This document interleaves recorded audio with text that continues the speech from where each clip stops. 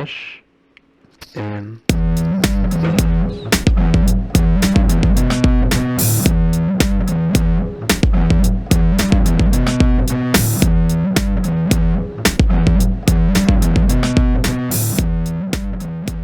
All right, welcome back to another episode of Fresh and Buds. I'm your host, Tommy Fresh. You can call me Tom, whatever you guys want to call me, Fresh. I'm joined by a good bud of mine, Garbage Andy. How you doing, buddy? What's up, Mr. Fresh? What's new, man? How you been? Not much. I'm chilling. I missed you at Nationals. I wish I got to be there, but I heard you had a great time, so that's awesome. Yeah, man, it was a really good time. We'll get into that, but yeah, man, this is you're the first repeat guest on the show. This is pretty exciting. Hell yeah. What's been new with you? What have you been up to? What's going on in your world of flesh and blood? Not a ton. I've been excited because I released a gameplay video this week, which was cool, and then asked people what kind of deck they wanted to play. So we're actually going to record after we're done with this podcast because I built a new deck. I built Blitz. I have Data Doll, which is exciting. So I did some test hands with the hero. I haven't played her yet, but I'm very excited to try this deck out and make a gameplay video out of it. Yeah, I know I'm pretty interested to see how that goes because that's a pretty interesting hero. And I actually built a Blitz deck to play. I did a KO, which should be interesting. You know, I like to roll dice and I like to be risky, so we'll see how it goes, man. But let's get into it. First of all, let's talk about Nationals briefly. First, a really big congrats to Tarek Patel winning this weekend. I mean, it's absolutely insane what he's been able to do in Flesh and Blood in such a short amount of time. Yeah, for sure. Such a short amount of time. And also insane that we had the literal rematch from the calling between Michael Feng and Tarek at Nationals. Like, that's so crazy. And especially since we had Tarek win this and then Michael won the calling is just like so wild to me. Like, it just shows how skilled both of these players are, right? In like all formats. Oh, yeah. And I think it's going to be, maybe there's a little bit of what's the word, a rivalry brewing here. That'd be kind of cool. I know that they're friendly. I mean, it would be a friendly rivalry. We're not looking at any mudslinging going on. But, you know, it's really interesting. I saw somebody, one of Tarek's friends on Twitter, I forget exactly the name, but he had posted the screenshot of the message that Tarek had sent him about Flesh and Blood when he wanted to get into it. And I looked at the date on it. It was like August 29th. I had already been playing for like a month at that point. And I was like, Yeah. Holy smokes. I mean, I know he comes from, the TCG world. So it's not, unheard of that he's, that great. But in such a short amount of time, just to make Nationals and win is pretty intense. But I got to also give a quick shout out to Michael Hamilton. Winning the calling with my boy Oldham, man, that was awesome. Did you catch any of that? I didn't get topic? to. I was in and out. I was in and out of the stream during the weekend, but I didn't get to see him win with Oldham. I cannot believe, honestly, that happened because every person that I've spoken to when it comes to that deck is like, yeah, you're just gonna go to time every game and gonna lose because it's like the ultimate turtle shell strategy. Which is honestly like my least favorite strategy in the game, probably. Yeah. Like, I like playing aggro decks, but like, I don't know. I don't know. I'm a mix. I like aggro and mid range stuff, but like the totally turtle shell control, swing the hammer type thing is like so not my jam. But it's pretty impressive to see Oldham come out like two heroes from Tales of Aria winning both tournaments there. Is pretty crazy, right? Like that's just shows how powerful they are. Oh yeah, it is definitely a testament to the power in Tales of Aria. And I was reading, Michael had posted on Reddit kind of like kind of recap of playing Oldham in the tournament, which that was a big concern is going to time. And he said that he actually had to remind players to play faster because if he didn't, he would have gone to time. And you can call a judge over to have people watch. I'm not a huge fan of that. That's like not exactly what I want to be worrying about when I'm playing Flesh and Blood. Though I did play Oldhim in a constructed event on Sunday at Nationals, which we'll get into that. But it seems like a deck that he seemed to have tuned to be a little more aggressive, a little faster. But it was good to see not Briar win, to be honest, in the calling, even though the top 8 was still pretty jammed with Briar from what I saw. Yeah. And that's why we're here to talk about Runeblades, right? Because you and I, we talked about this off the podcast, and we were like, all right, maybe we should have a conversation and record it. You know what I mean? Yeah, absolutely. I think it all started when you had just built Briar, I think, and we were just playing on Discord, and you were like, honestly, this is not the most fun deck from what I remember you saying, and it wasn't the most fun to play against either. Yeah.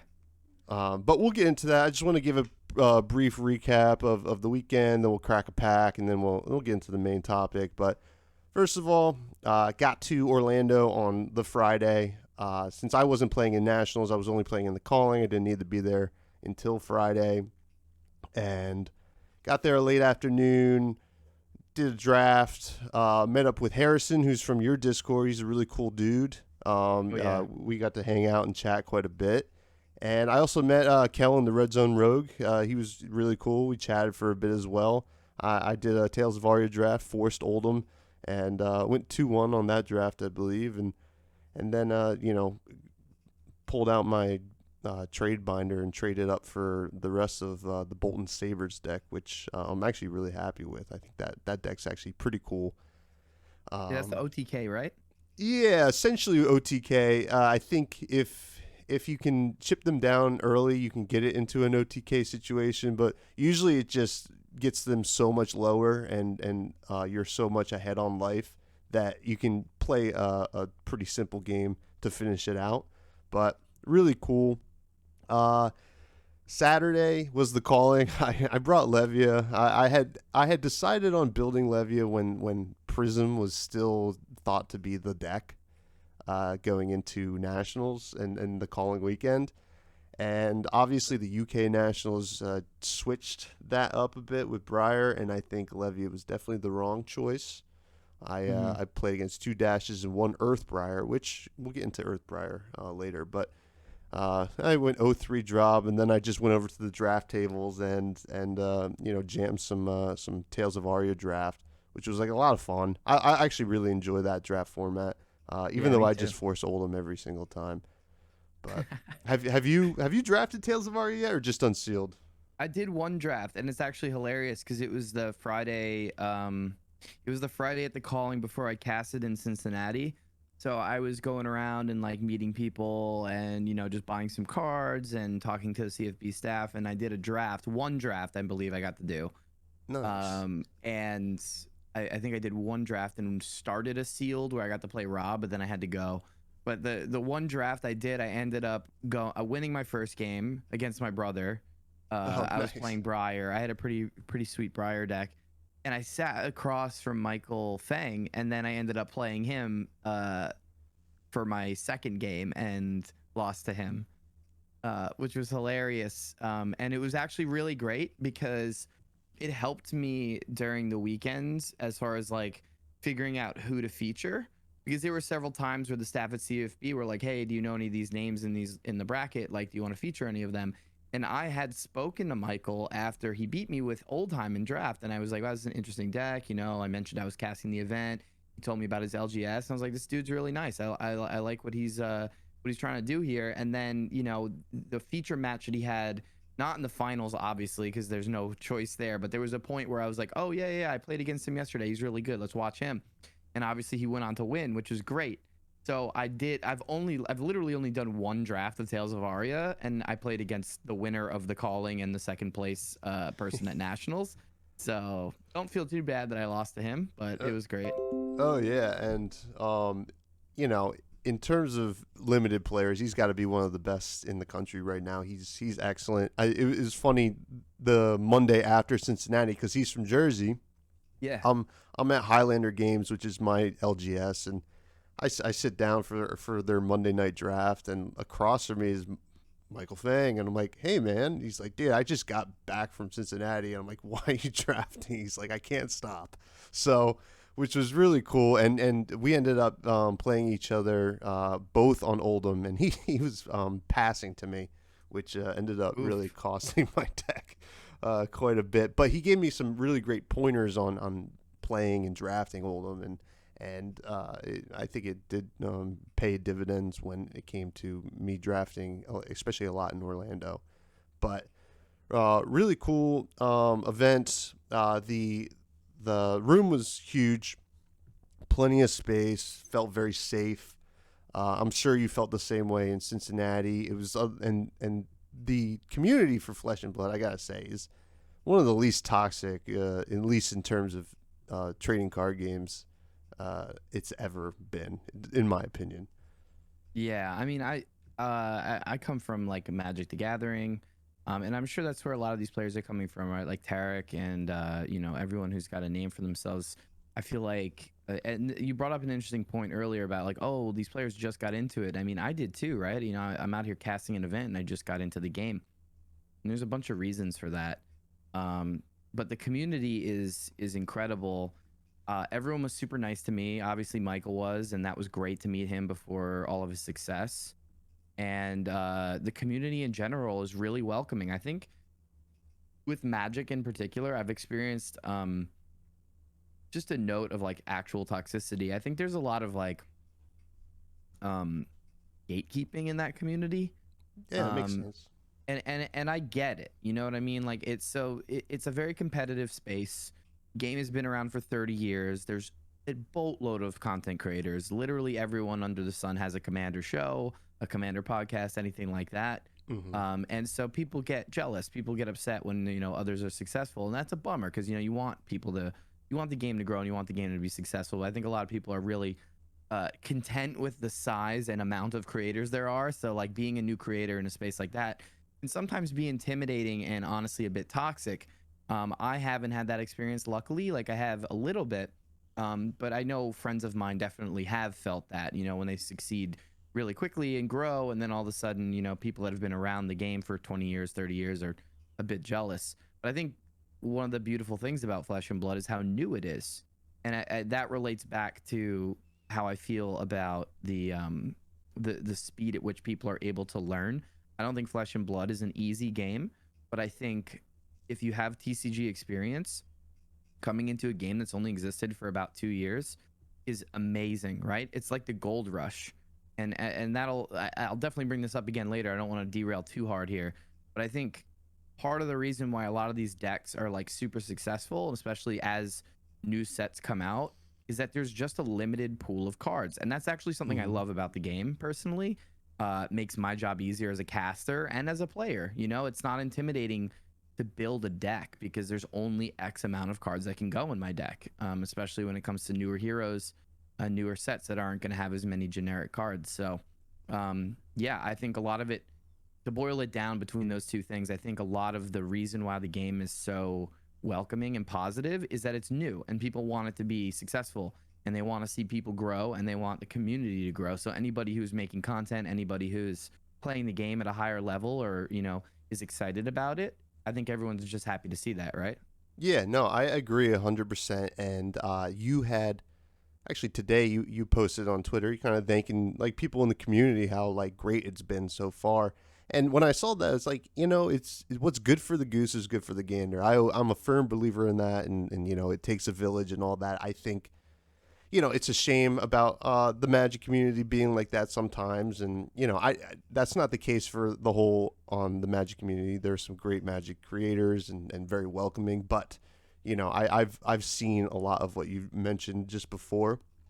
But in Flesh and Blood, I think right now, I think we're all really realizing that this is a new game that is really going to need all of these creators and players to really just, I don't know, kind of come together to prop up the game. And I also want to make a quick point on to like shout out LSS, Brian Gottlieb, if on Twitter, who I think he runs like an MTG deck site. if I'm not like a MTG Arena decks or something like that. But he kind of did a shout out to their article that they posted today, kind of just going over what happened in Orlando this weekend. And it was like really in depth, and it really showed that LSS like cares about organized play, and they want to prop up the people that do well. They wanted to prop up Tarek. They wanted to prop up Mike Fang. They want to prop up Michael Hamilton. It's really refreshing because, you know, as someone who did come from the Magic side of things, I don't think we stopped seeing a lot of that, and it is what it is. But I think that's just a real positive about Flesh and Blood right now. So, you know, it's I think all things are looking up. But we're gonna get to you know, if the decks being played right now are the best things, but we'll get there. But I just want to go over. I did meet Mo, who you just did the gameplay video with. Who's awesome. He was a great hang. We talked quite a bit. And then I also ran into AJ Yager, who I believe top 8'd Cincinnati when you were there, or was that Dallas Fort Worth? He top 8'd. I don't remember. Sounds familiar. I definitely recognize the name, but I don't remember if he was in Cincinnati, how he did at Cincinnati or not. Yeah, but I know he definitely top 8'd one of the limited callings. But he's a great dude. I've talked to him on Twitter quite a bit. He's got a really sweet Seeds of Agony tattoo, which is wow. Oh no.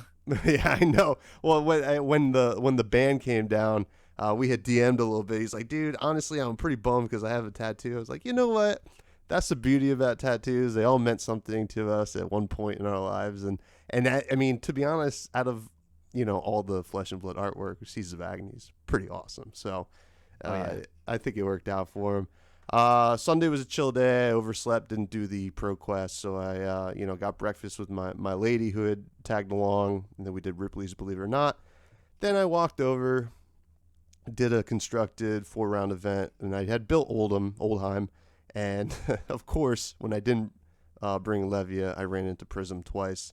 So, you know, I guess just the cards weren't falling my way this weekend, but I still had a lot of fun. It was a great experience, and we've talked extensively that we really can't wait for some callings to happen in the Northeast for sure. Oh yeah, absolutely, man. Yeah, I can't wait. I hope we get one, closer to us so that we can go easily and go to multiple. I want to go to multiple next year. I want to do as many as I can. And you mentioned that article earlier that Brian posted. That was my inspiration for my post this morning because I read the article and I was just like, they named all of us. They named everybody who's casted. They named the winners. They went in depth at all the events, and it was pretty amazing, right? Like it's not even like the article did anything extraordinary. It did what you expect. It goes over all of the things that LSS has done, but it's just the scope of it is what makes it important and interesting, right?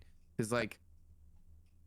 Absolutely. There's a huge void for a ton of Magic players right now that are into the competitive scene, you know, like there's just not this type of event coverage and dedication to other competitive card games as there is with Flesh and Blood and LSS right now. So it's just like, it's incredible to have seen what they pulled off around the world during a pandemic with a in-person only card game. Like it's actually bonkers if you think about it.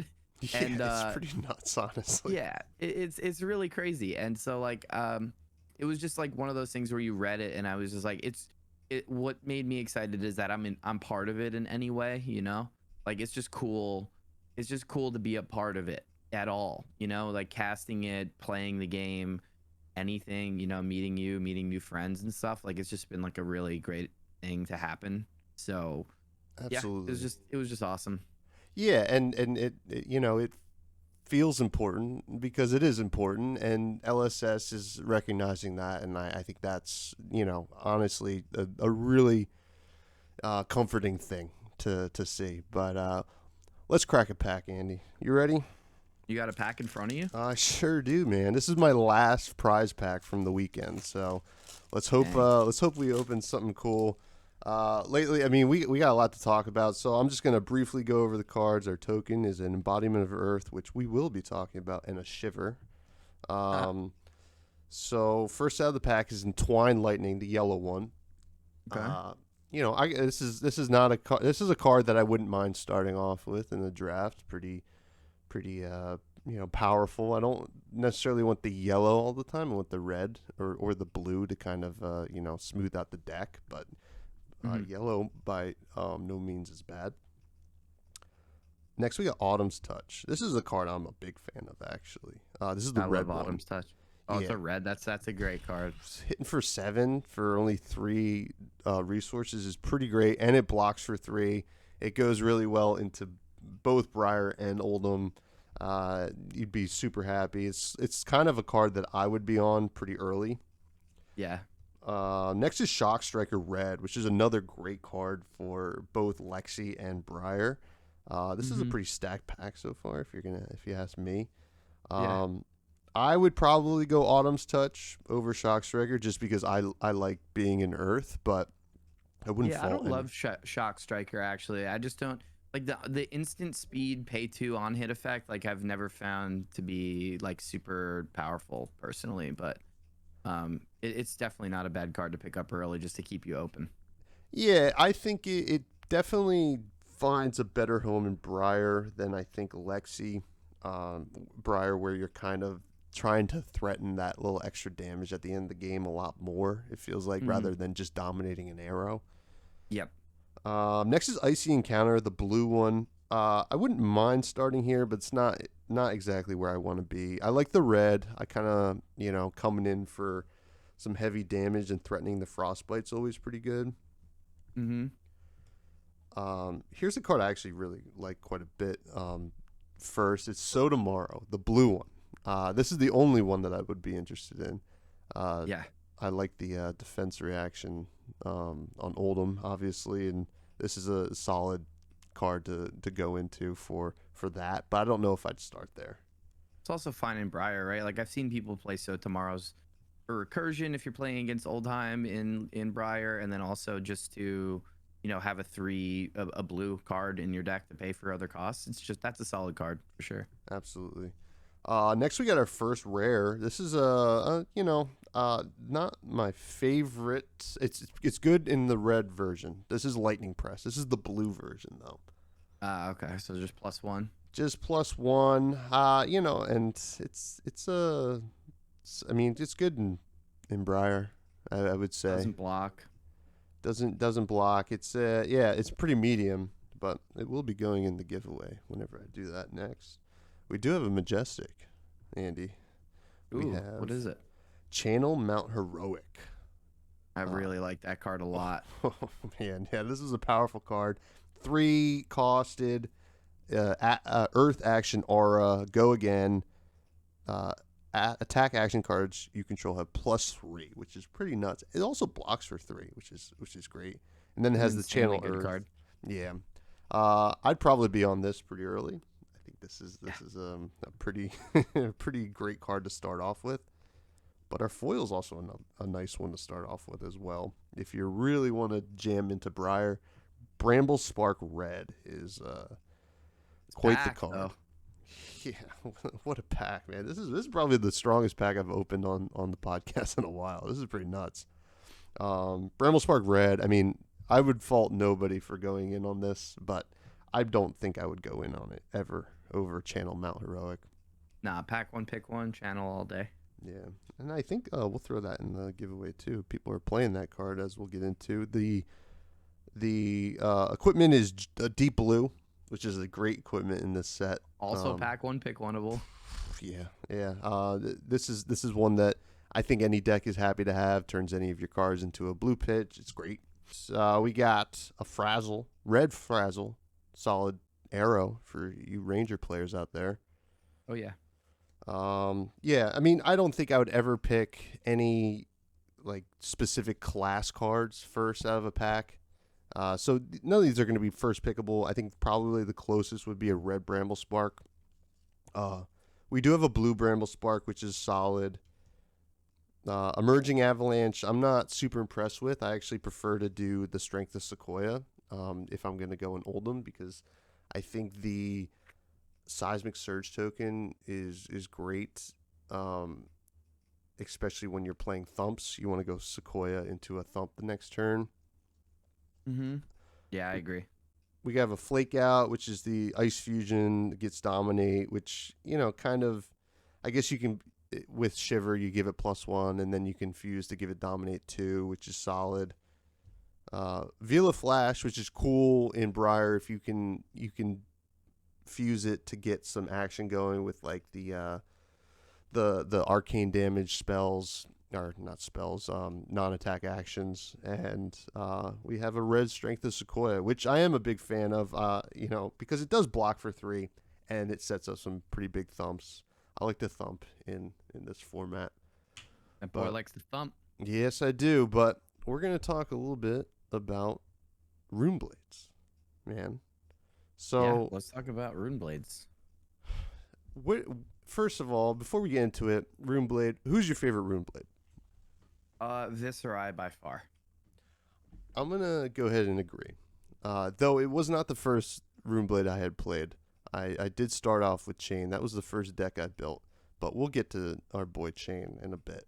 So Viscerai was the OG Runeblade, came out in Arcane Rising. So this was a kind of like dark wizard, warlocky kind of hero that LSS introduced to us in Arcane Rising. Very unique, definitely a different direction from Welcome to Wraith, what we got there. The nice thing about Viscerai, and tell me if you agree, Andy, is it's a balanced Runeblade and still very strong. Yeah, I totally agree. I mean, if you look at what he does, right? I think I've played against Viscerai a lot. This is my brother's favorite hero, and I've played it against his version of this deck as it's evolved from Blitz to CC and all iterations of it. And it's so if we read the text on it, and we're going to compare it again, I think, to Briar eventually, but like whenever you play a Runeblade card, if you have played another non-attack action card this turn, you create a Rune Chant token. So already the balance on this card is it cares more about Runeblade cards, right? It wants you to play Runeblade cards, and the Runeblade cards that you play in Viscerai, in most of his types of builds, are built around the idea of Rune Chant tokens, whether it be more of like a mid-range strategy or a one-turn kill with like a crazy amount of them and arcane damage. But like his card is flavorful and balanced around the idea of him being a Runeblade, right? Absolutely. And the thing I like about that is when deck building, you have to like do some work to make his ability work. So when you're sitting down, like, all right, I'm gonna build Viscerai, like I'm gonna look at Runeblade cards. That's what I want to look at. So I want to look at Runeblade cards and I want to look at non-attack cards. So I think it was a very balanced hero, and balance doesn't mean weak, and I think Viscerai has the ability to be very strong, and I think that's okay. And I also think the fact that there are multiple different ways to build Viscerai is a sign of a healthy hero. So, you can get some like mid-range versions or some OTK versions, or I guess even some more aggro versions. What does your brother play? He runs like somewhere in between like a mid-range and an OTK. Like he's still working out the kinks of the deck, I think. But I agree with you. Like if you're able to build a hero in multiple ways, then it's a healthy hero. And I also think it's healthy that Viscerai and a lot of the cards that go in that deck, even the non-attack actions that go in Viscerai, right? They care about making Rune Chant tokens, like Reduce to Rune Chant makes those, and like there's just like a lot of, I mean, that's a D-React, I think, but there's a lot of cards in his deck that care about enhancing his hero's strategy. And I think that's what I love about this game the most. And we've talked about this, is that like, I mean, I get why people are competitive. Like there are people that are just into Flesh and Blood to be into the meta. They make the best decks ever and they want to win money and they want to win tournaments, and that's it. But for me, big reason I got into this game as well as Magic when I was a kid is that there's just like really nice balance between representing what a card or a hero or a creature or whatever wants to do with what it's what it's representing, right? So like I love that balance, and I think it's important for a hero to feel mechanically unique in that way, as well as being, balanced and not overpowered. Yeah, and I agree. I think, when I sit down at a table, I want to play a deck that I'm going to have fun with. And to me, Viserai feels very fun because it's very satisfying to kind of do what he's doing, right? It's satisfying to like all of a sudden have a bunch of rune chant tokens on the arena or the battlefield, and it feels fun to make people decide to build their deck in a certain way just in case they face a Viserai. And I think Arcane Barrier 1 is just like, who would, you look at like a what the heck is it? Rune Hood. What? I can't think of the word. Null Rune Hood. Yeah. Yeah. All these Runeblade, I'm just thinking runes first. But no, Null Rune Hood, who would look at that card just on its face and be like, well, why would I ever play this? And then you go against a hero like Viserai, and all of a sudden, Null Rune Hood's awesome, right?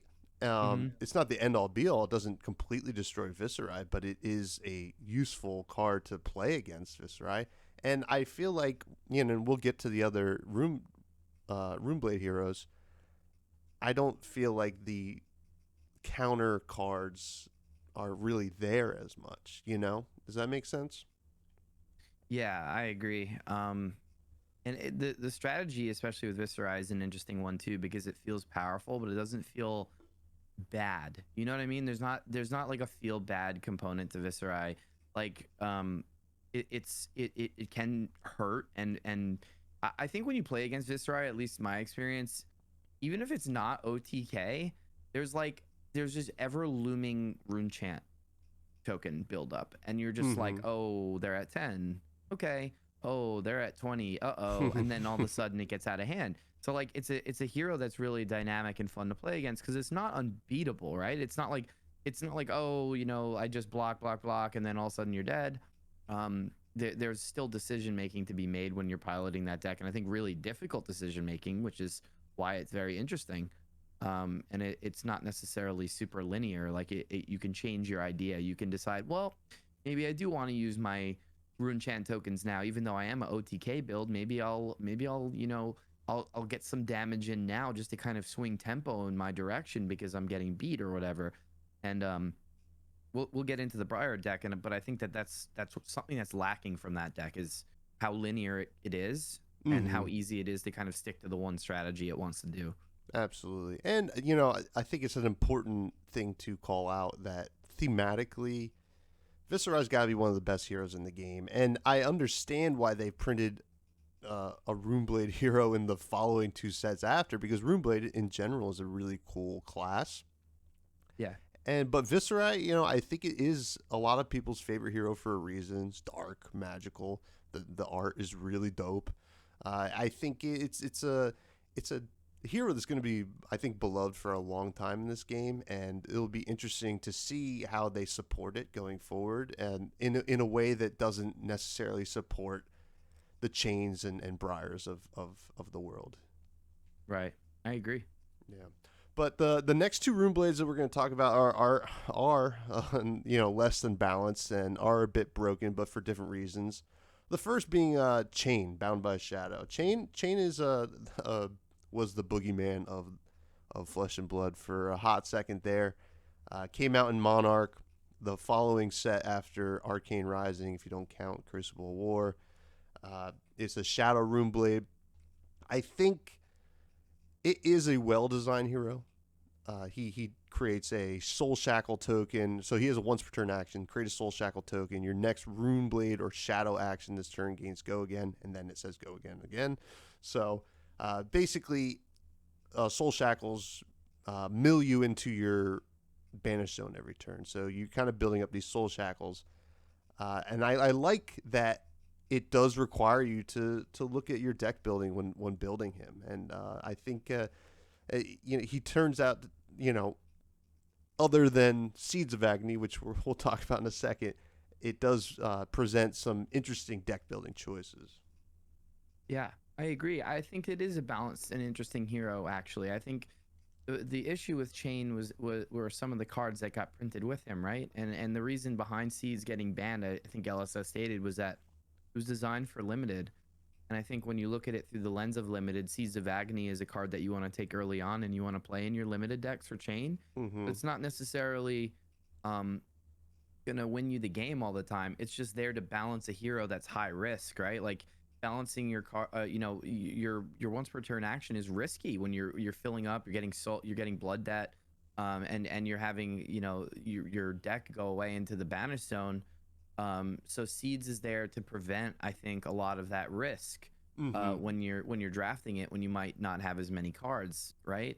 But when it comes to constructed, when you're running 9 versions of this card, then basically what you end up with is you have a third hand. You have your arsenal, your hand, and then your banish zone to play Seeds out of. And that's where it gets really busted, is that the card advantage that Chain was able to generate, I think, was just overwhelming in comparison to other heroes, on top of the fact that Runeblades do arcane damage, and Runeblades are just powerful on their own. So it was just like this perfect storm, I think, of hero ability being cool, but like a couple cards kind of putting him over the edge, like the 0-costed cards that would just make it just a little bit too pushed.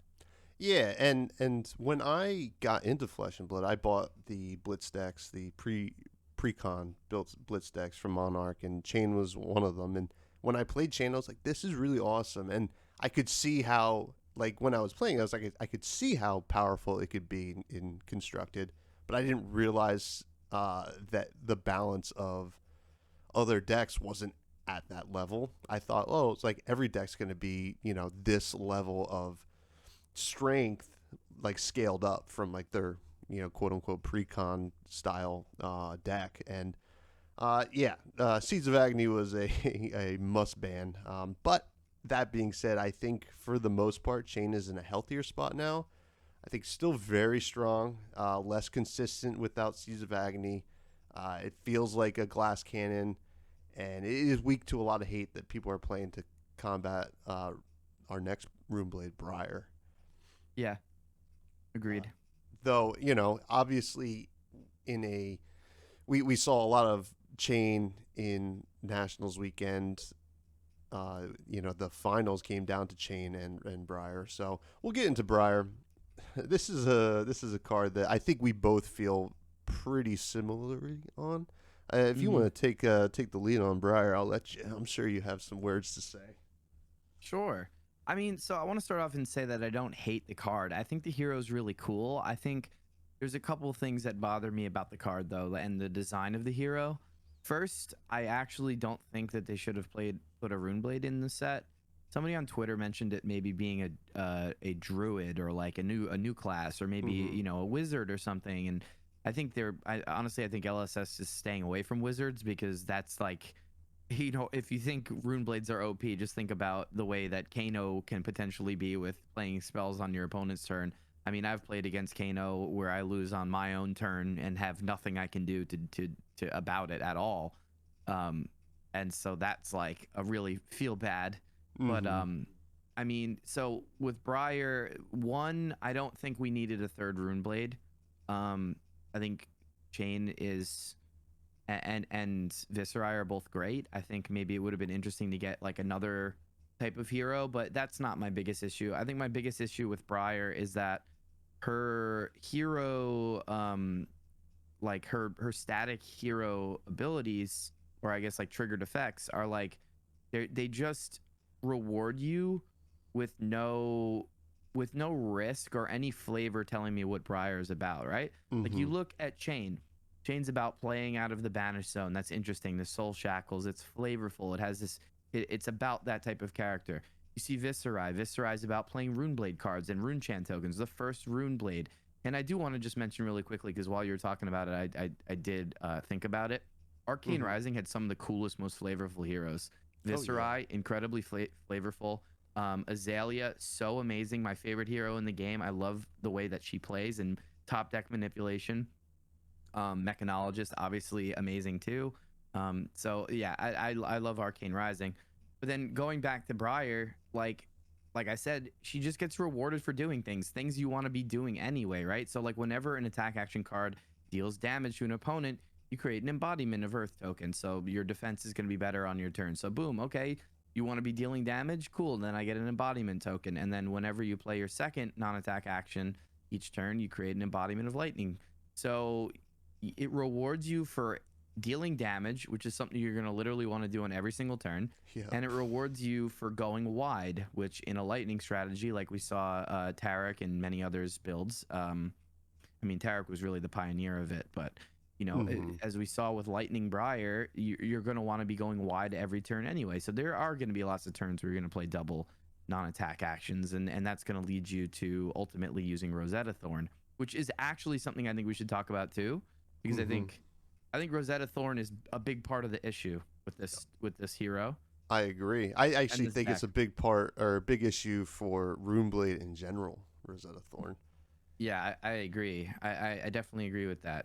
But you get what I'm saying, right? Like my problem with Briar is that she doesn't feel, and this is a big issue that I had when I played the deck against you, and built it. I built the one from the Calling in Cincinnati, and that was a leaked list, I believe. And then obviously we saw an iteration on that in Florida, but it doesn't feel like flesh and blood, and that was a bummer to me because up until I played Briar, I always felt that every time I'd build a hero, literally every other hero in the game felt like I was doing what the hero would be doing in combat.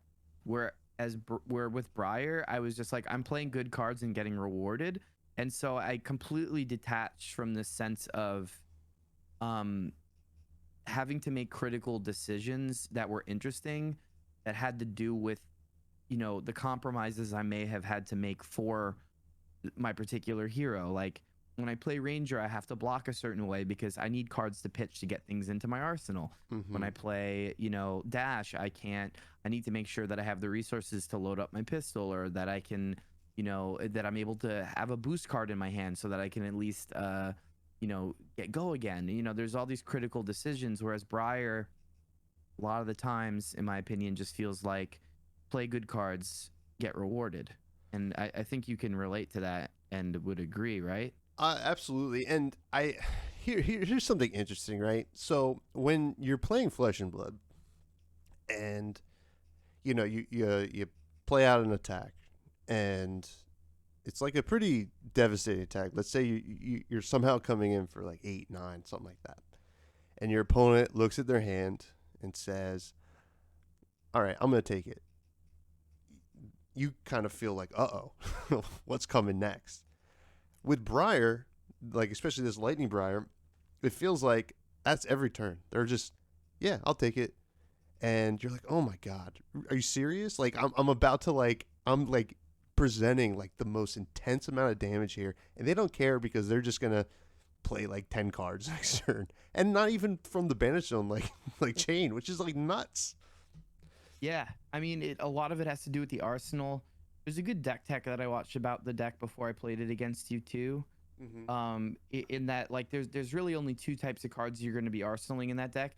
And again, this is like another reason why I don't like it, is because it's so linear, right? You take your damage, and there's 2 cards potentially most of the time that you pay for in Briar.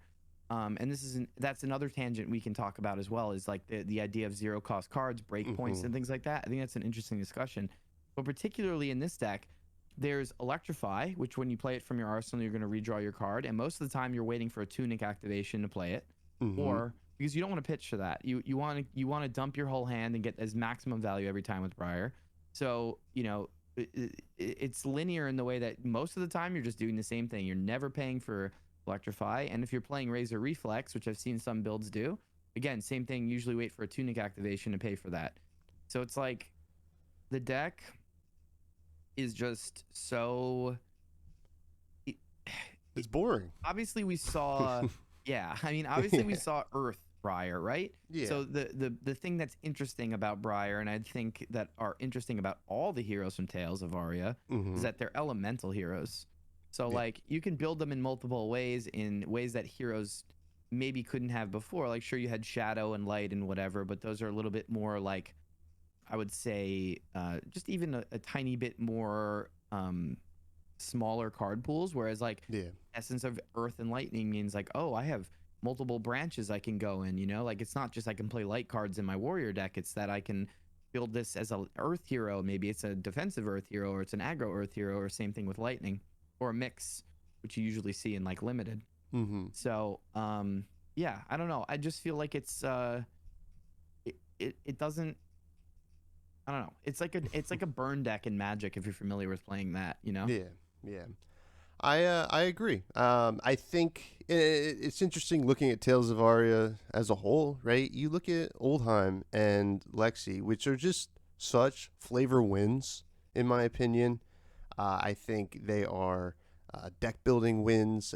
You know, it's really, you have to work for making Oldheim work, and you have to work for Lexi to work. Briar, not so much, I feel like, and I think.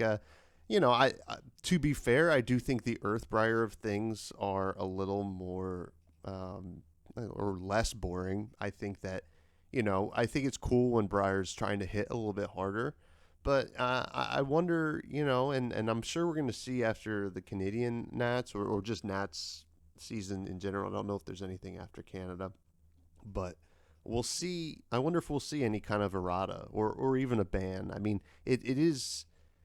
It feels weird that they designed her that way. So do you think we'll see any kind of banner errata? I think that's a great question. So like when you compare Briar to Chain, the thing that we mentioned earlier was that Seeds of Agony was a card that really pushed the deck, right? And that card alone kind of changed the way that the hero's built and lowered the power level of it. The thing with Briar, and it's an interesting point thinking about the entire game as a whole, is that what she does is play breakpoint attacks for 0 cost, and there are a ton of those, or not really a ton. There's not that many of those, rather, of like generics that get played, right? You have like Scar for a Scar. You have a number of different attacks in your deck that, like, you know, like Plunder Runs are played in this deck. There are generic cards that get printed that go well in any deck to fill those holes. And the issue that I think Briar has is that there isn't like one card, right? If you look at the list of Briar, it's not like I see Ball Lightning and I'm like, that needs to get banned. I mean, my issue with Ball Lightning is that it's confusing with the way it deals damage and stuff, but we don't, that's a discussion for another time. Definitely. My issue with Briar is that anytime a card is printed, Earth, Lightning, or generic, that is a breakpoint, low-costed card, or just like, you know, is just a good card, it'll go right into Briar. So there's not really something that, like, in my opinion, there's not really one card that you go, oh, that needs to get banned, like Seeds. It's kind of just like, oh, this hero's set up to be amazing as more and more cards get printed. So definitely, I think she would need an errata. And also, I just want to mention, like, other heroes, we sit here and we wait for sets like Crucible of War, right? Like, as a Ranger hero, this was a great set. We got new equipment, we got, you know, Overflex, we got Bolt and Shot, we got new tools, Search and Destroy, or Seek and Destroy for Azalea, and that was super exciting. And with Briar, it's literally any generic card or Runeblade card that's cheap makes her good. You know what I mean? Yep, I absolutely agree. So it makes it presents a groan of, you know, kind of this groan test whenever a new set comes out, and if it's going to have anything that would go into Briar. And I think that's an issue that does need to be changed. And I wonder what you know, I've seen some people talk about different ways they can errata the tokens or how you get them. It is interesting to see if we'll get that. Right. But and just quickly to compare her to the other two heroes in the set, relating to what I was saying earlier, you look at Lexi, and she cares about the arsenal, right? That's a theme we've seen between both Ranger heroes now. You have to have something in your arsenal, flip it, and you have cards that, you know, Honing Hood, that put things in your arsenal for limited, usually when you get to decide, oh, can we actually, you know, maybe I'll put this ice card in here to give my opponent a frostbite token on my turn. Or there's interesting decision making when it comes to the type of hero you're playing. And with Oldheim, same thing. Do I want to pitch to this defense reaction so that I can, you know, preserve my deck a little bit instead of blocking all the way out and maybe take just a little bit more damage, but, you know, go later than my opponent's trying to, and that those I think those are fun and flavorful ways to add to that type of hero, guardian and a ranger. Whereas obviously, like I said a million times, Briar is just kind of good, and that's it. Yeah, yeah, and I agree. So we'll see if there's any kind of an announcement after the Nats season is over. I know. I mean, I heard rumors that we're going to get the official announcement of the next set, the next Tusible, next week. I think on the 16th. I don't know. That's a rumor. I have no clue if that's confirmed or not. But we'll see how that goes.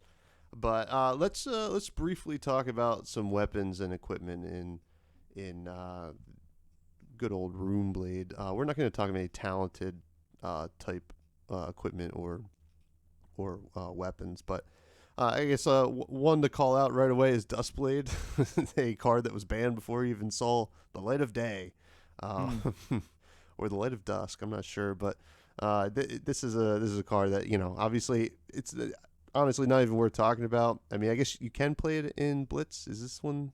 It's Blitz legal, yeah. Blitz legal, so I guess it is worth talking about. I mean, it's the yin to the Dawnblade's yang. I've drafted this card and played it, and this is something interesting. It was a mistake to draft Duskblade and play it over Rosetta Thorn. That's how strong Rosetta Thorn is. It's better than the Majestic. Oh yeah. But Rosetta Thorn, how do you fix a card like Rosetta Thorn? So for those of you guys who don't know, it's a Runeblade two-handed sword. Comes in for 2 for 1 resource, and if you played a non-attack and an attack action card this turn, it deals 2 arcane damage to a target hero. Yeah, I think my issue with this card is there's 2 things. Attack action and non-attack action is incredibly easy to do. Like literally every deck in the game wants you to play something to buff your next attack. Mm-hmm. Like everything. Like literally every deck in the game wants you to do something like that. Mm-hmm. So that first line doesn't even matter. I think like it's so easy to turn on in that way. But my issue with it is that it deals 2 arcane, like I think arcane damage is obviously crucial to Runeblade Heroes, but the extra 2 is really brutal, right? Like it's it gets in the territory of where that 2 is really, really hurting a lot more than if it was say 1. And it's a shame because I think the idea of a Runeblade again is a super flavorful one, right?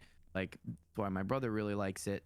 And a lot of that has to do with the fact that it's a magical weapon wielder. Like that's a cool idea on the surface, right? It's a character that's able to like cast spells and then use their weapon. So there's like that really cool balance, I think, in a game that usually cares about one or the other, of like, oh, I get to do both. And Rosetta Thorn's just so good. Yeah, Rosetta Thorn is really good. Also, I don't know why it was just straight up Runeblade and not talented, like elemental Runeblade. Like Shiver. Yeah, like Shiver, or I mean, actually, I realized that I did include a picture of Galaxy Black, which is a shadow Runeblade weapon. And why make Rosetta Thorn playable in Viserai and Chain is beyond me. But yeah, and something about 2 arcane damage in Runeblade doesn't actually feel that flavorful. I feel like it seems like in general you're dealing instances of 1 arcane damage in Runeblade as a whole. The 2, I feel like as a wizard weapon, it would have worked a little bit better, to be honest. Yeah, I agree. But whatever, they printed it. People have said, why isn't it 1 arcane damage? Why isn't it, if it hits, deal 2 damage? But, it is what it is. We're not here to just crap on Runeblade the whole time. I actually really enjoy the class.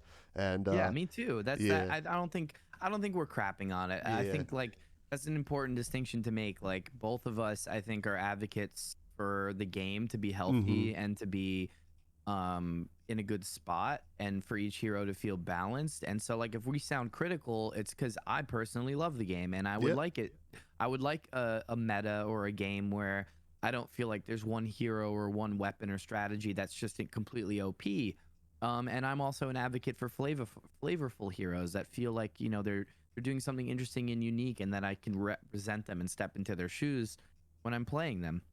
So like our critiques, I think, are coming from a place of like care.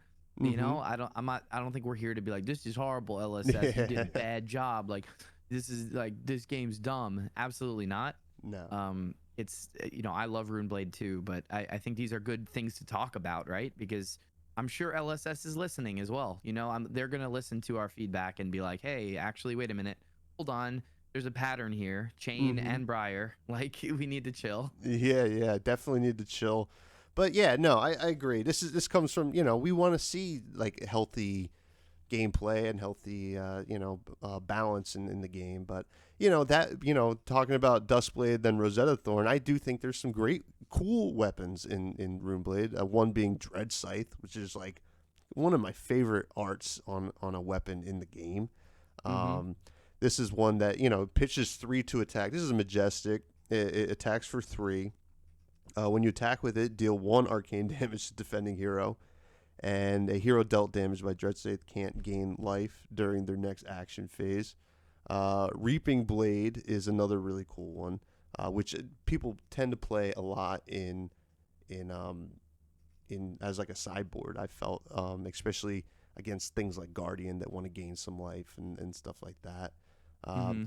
Nebula Blade's a huge one. I've played this one in Chain, and I know a lot of Viscerai players. Does your brother play Nebula Blade?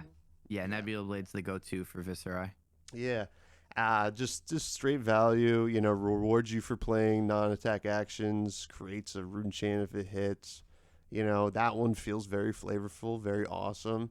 And then Galaxy Black is a Shadow Runeblade weapon. Just comes in for 1, but if you played a card from your banish zone this turn, it gains +2, which is another thing. It's like goes into your deck building, right? It's cool. It makes sense for a deck, and I think that's awesome. But let's move to some equipment here. Bloodsheath Skeleton. Have you played with or against Bloodsheath Skeleton? Yeah, my brother runs this. It's such a pain in the butt to play against. I think my issue is like one of the feel bad things that often happens. I think one of the hardest things to balance is equipment. Mm-hmm. When playing deck to deck, because something that's such an a way to easily gain tempo in this game is block with equipment, and like having temper is just so powerful, right? Because if I set up a big turn and my opponent's just like, I'll block with my equipment, and the equipment still chills on the battlefield, it's like, oh man, I like didn't really get any of that damage through, and then they basically have the tempo after that. Mm-hmm. And so if you're running equipment that might not be as efficient, can't really block, can't really help you at all, it can be tough. But also obviously insanely powerful effects printed on it. Yeah, absolutely. Awesome art too. I mean, all the Runeblade stuff's really, really cool in general. It's great. Grasp of the Arknight. This is like an auto include in any Runeblade deck. It's really cool. Has Battle Worn 2. Pay 2 to create a rune chant. Go again. This is a solid card. It's just bread and butter for any Runeblade. Mm-hmm. Absolutely. And the new one, I actually really this is a bright spot to me for Runeblades in Tales of Aria. Spellbound Creepers, I actually think is a really cool design. This is a card that once per turn instant, you put a bind counter. Is that what this says? Spell creepers, and then you may play your next non-attack action card this turn as though it was an instant. Activate this ability only if you've attacked or defended with an attack action card this turn. And then at the beginning of your end phase, destroy it unless you've dealt arcane damage equal to or greater than the number of counters on Spellbound Creepers. This is like pretty interesting. It presents interesting decisions in the game if you want to use it. And blocks for 1, whatever, with Blade Break. But yeah, I don't know how you fall on this card. I think it's really interesting, and I think it's actually gonna evolve.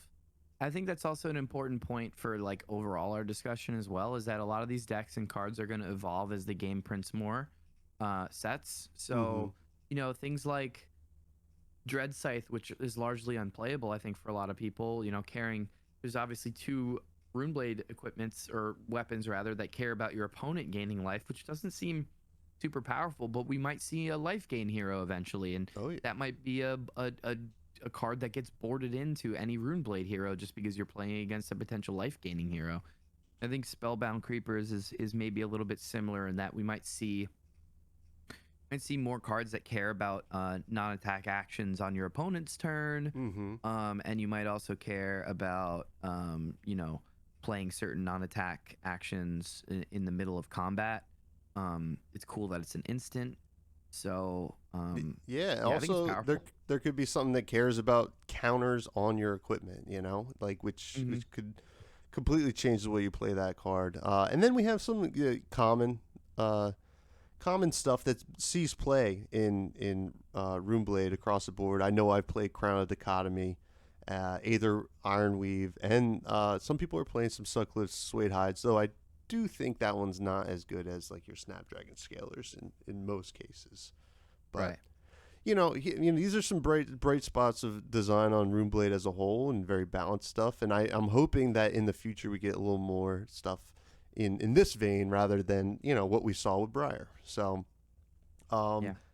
I do have a listener question. I started a Discord. It's called The Buds, and a guy, listener called Farcist in there had a question. He says, "What does the future of Runeblade mean for Flesh and Blood?" And what do you think about that, Andy? Oh man, it's a good question. The future of Runeblade, what does it mean for Flesh and Blood? I mean, it's obviously got the spotlight on it, right? We've seen it now do well in a lot of tournaments, in limited, in constructed, around the world, and I think that's obviously something that LSS is going to consider. I know that there's a lot of people that are dying for new cards for certain heroes. We want to see new mechanologist cards. We want to see new wizard cards. We want to see new ninja cards, things like that.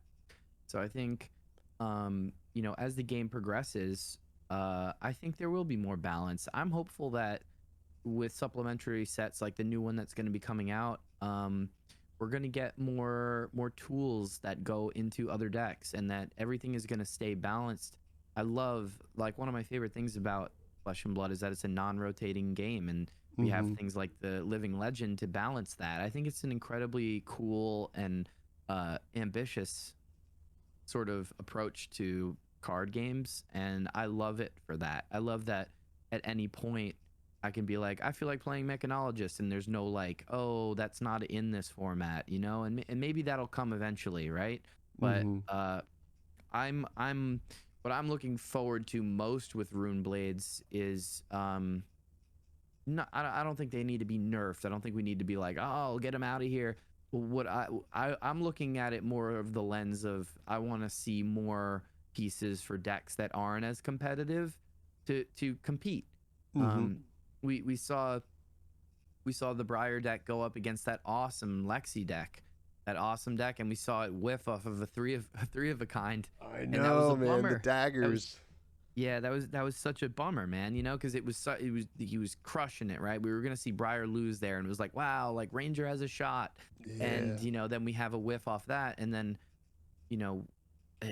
our Ranger can't attack because her weapon doesn't do anything on its own.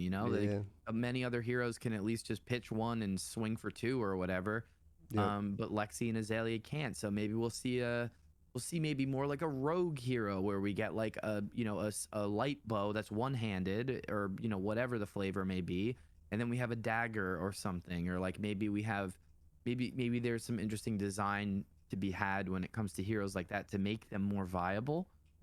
So my answer to that question is, I am hopeful for the rest of the game staying balanced and printing cards to make all the other heroes competitive, so that Rune Blades don't stick out as like the OP ones. Absolutely. And I think to chime in, I think the future of Runeblade's probably taking a back seat, hopefully, for a couple sets. I mean, we got 3 Runeblade heroes in a row. I think that's more than enough for now. I don't think that we should never get Runeblade heroes again, but we'll get some stuff in the supplemental set, which will help each individual hero. And I think that's a good place for Runeblade to be. We'll see if there's any errata or ban, though probably more likely errata on Briar coming out after Nat season. And yeah, but I think it's been a great episode, man. Yeah, me too. Thanks again for having me, dude. Yeah, absolutely. And something that I've started doing since the last time you were on is I just like to talk a little bit about some kind of food that, you know, myself or the guest is enjoying right now. So what's some food you're enjoying there, Andy? Oh man, I mean we're both tri-state area boys. You know, I'm a New Yeah. Yorker. I was born here. Yeah. You saw me post the other day about an egg sandwich, and I saw you mentioned having one of them New Jersey versions where you got the tail. Is it Taylor ham? Is that what you call it? So North Jersey folks call it Taylor ham. It's pork roll. I come from like Central Jersey down near Trenton where pork roll's from.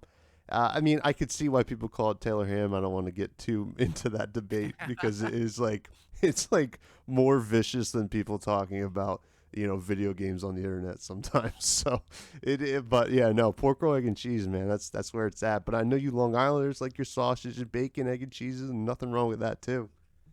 Yeah, I mean, that's what I'm saying is like, that's like my favorite food. I mean, I had an egg sandwich today, right? That's my go-to, man. I'm trying to eat an egg sandwich all the time from the deli. So, Hell yeah. maybe we could get together sometime and I can try one of these pork rolls. You know, I want to try one because I've never had one. I've never had a proper Jersey sandwich. All right, man. We're gonna get it going, man. Especially whenever that calling comes to the Meadowlands. I just know it. It's coming. I know it. So, yeah, man. Thanks again for coming on. If you want to drop your socials real quick, and you know, I know you're doing a lot of great stuff with Flesh and Blood, but you also do a pretty awesome stream. You know, where you do some Magic Arena, and I'm sure there's plenty of listeners who enjoy Magic. I know I do. Yeah, and you've been in the chat too. I appreciate that, man. You come hang out and say hi to me. A lot of people in Yeah, the Flesh man. and Blood community have done that, which is great. Yeah. But yeah, I stream 4 days a week on Twitch. I go by Garbage Andy there, and my social handles are garbage_Andy.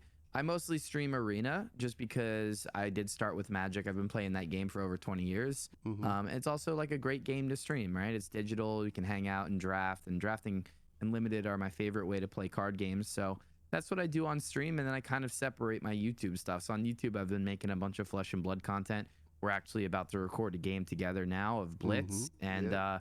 you know, I've been mixing it up and trying to find my niche. I love doing like reactionary stuff. That's been super fun. So like talking about nationals, talking about things that are happening in the news for Flesh and Blood. I love that sort of thing. It's a lot of fun for me. So if you want to check me out on YouTube, you can find me there at Garbage Andy as well. It's been a blast to put my energy into making that sort of content. So would appreciate you taking the time to come look at it. Yeah, absolutely. And you know, I enjoy all your reactionary stuff, and it's nice because, you know, doing a once a week podcast, I can't really like do any crazy reactions like in a short amount of time. So like I do view your reactionary stuff as a companion piece for the Fresh and Bloods podcast. So I try to send people your way as much as possible. But yeah, man, that's gonna do it. We're gonna jam some Blitz, and hopefully I roll pretty well in this brute deck that I'm bringing. I have no clue how it's gonna go, but all right, buddy. Everybody, until next time, have a great weekend, have a good week, and talk to you later. Peace out.